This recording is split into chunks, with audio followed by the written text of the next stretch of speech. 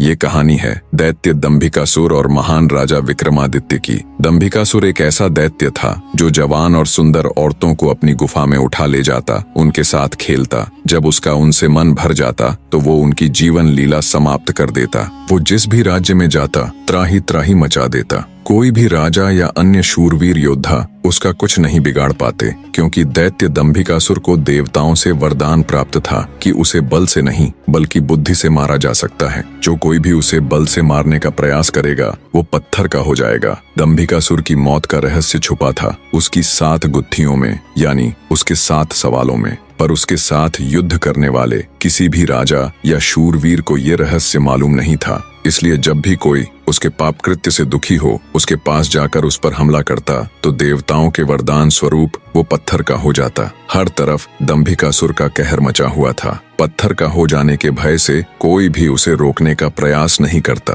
पर कहते हैं ना, जब पाप का घड़ा भर जाता है तो उसके भी फूटने का समय आ ही जाता है। हर जगह अपनी मनमानी कर एक दिन दैत्य दंभिकासुर ने उज्जैन नगरी की तरफ रुख किया। उज्जैन नगरी के ऊपर उस समय महान राजा विक्रमादित्य का शासन था। महाराज विक्रमादित्य न केवल बलशाली थे बल्कि वे बहुत बुद्धिमान भी थे। उन्हें हर प्रकार के कौशल में महारत हासिल थी।